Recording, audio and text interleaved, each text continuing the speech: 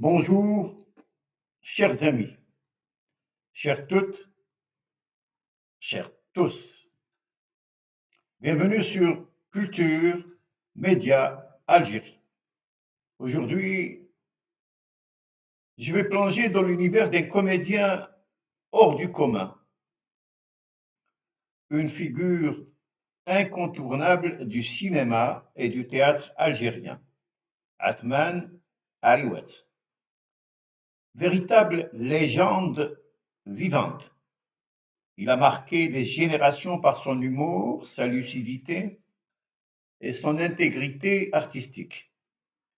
Dans cette vidéo, je vais retracer son parcours, ses rôles cultes et peut-être son héritage pour comprendre pourquoi Ariouet reste la voix des profondeurs de l'Algérie. On en fait un mythe vivant, une légende cinématographique, presque un conte. Ça me fait penser à Rachid Qsantini, mais un peu Kateb Yassine. Et pourtant, Atman Ariouet existe bel et bien. Comédien d'exception, passionné des arts et du cinéma, grand érudit, il incarne une rare générosité, une rigueur scientifique, artistique exemplaire. Pour lui, être acteur n'est ni un hasard, ni un privilège tombé du ciel, mais un métier, un engagement existant, exigeant, façonné par le travail et la dignité. Il a fait rire et réfléchir des générations entières, usant de son humour comme d'une arme de lucidité. Atman Ariouet arrive à rire de lui-même, des autres et surtout des travers d'une société en quête de repères. Parodie, pastiche, sautille, satire mordante, tout concourt à construire un personnage et à mettre en œuvre un discours. Son comique est un comédien personnage, une œuvre à lui seul, exprimant les profondes contradictions d'une Algérie traversée paradoxalement par une sorte de désenchantement, mais aussi d'espoir. Ses rôles cultes, Makhlouf, dans Carnaval fi Déchara, Tahar, la rose des sables, Issa, le docteur du village, Mahfoud, dans le clandestin, sont des miroirs d'une société oscillant entre espoir et tragédie, entre tendresse et fatalisme. Ces personnages sont souvent des marginaux, naïfs et rusés, rieurs et désabusés. Dès l'âge de 15 ans, une année après l'indépendance, en 1963, il fait ses premiers pas sur scène. Il flirte avec Molière. Molière est un passage obligé. Découvre l'intensité du théâtre et comprend que l'art est une affaire sérieuse. Refusant de se laisser griser par le succès immédiat, il veut apprendre et se perfectionner. Pour lui, le théâtre est un métier. C'est extrêmement important. Très peu semblent le savoir. De 1969 à 1972, il suit une formation au Conservatoire d'Alger où il explore la diction, l'expression corporelle, l'improvisation inspirée de la commedia dell'arte, mais surtout la méthode Stanislavski qui deviendra la base de son jeu. Il rencontre alors les géants du théâtre algérien.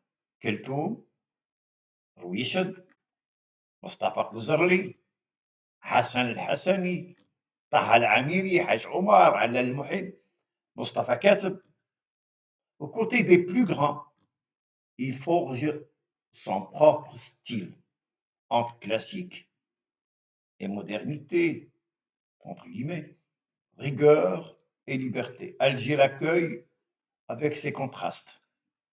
Admirateur de Molière et de Charlie Chaplin, il ne cherche pas à être une star. Il veut simplement être comédien. Il devient une étoile malgré lui, un acteur de génie et de persévérance. Ce que peu savent, c'est qu'Harry Watts est un grand lecteur, passionné de poésie populaire, Ben Ghetto, Ben Sahla, Khalbi, mais aussi de littérature et de culture. Cet éclectisme, il le transpose sur scène, au théâtre et au cinéma.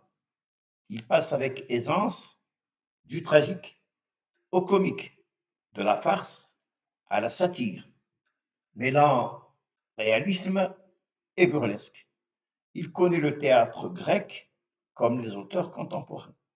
Il navigue entre les premiers sketchs, le mort-vivant, Al-Bagara, le théâtre dit engagé, les fusils à mer Carrare de Brecht, les productions historiques, Cheikh Bouamama, les déracinés, et les comédies cultes, Carnaval Fideshra, Le clandestin, de Hollywood à Tamarasset, Le chat. Il travaille avec des réalisateurs emblématiques, Mohamed Chouir, Lamine Merbah, Rachid Ben Allal, Ben Ammar Bakhti, Ammar Tribash. Mais il choisit ses projets avec minutie, préférant la qualité à la quantité. Il dit ceci dans un de ses entretiens.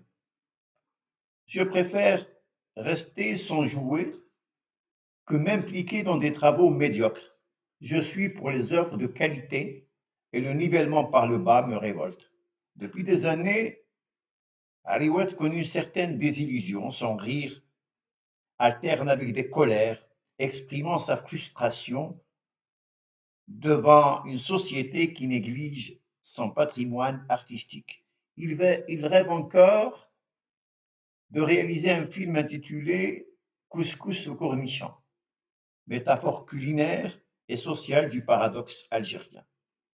Impossible d'évoquer Harry Watts sans parler de Carnaval Fideshra, réalisé par Mohamed Ouqassi, œuvre culte et analyse magistrale de la société algérienne. Son personnage, Makhlouf el-Bombardi, est une caricature géniale des jeux de pouvoir et de la corruption. Un Don Quichotte moderne, dépassé par une réalité tragique.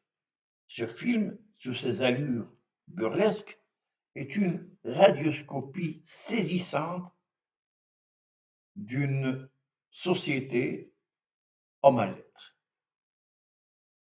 Rarement un comédien n'aura autant marqué sa société. Harry Watts a offert au public un reflet lucide, une critique mordante et surtout un rire salvateur. Il est la voix d'une Algérie profonde, celle des espoirs, mais aussi des colères et des désillusions. Aujourd'hui, l'attente autour de Harry Watts est immense.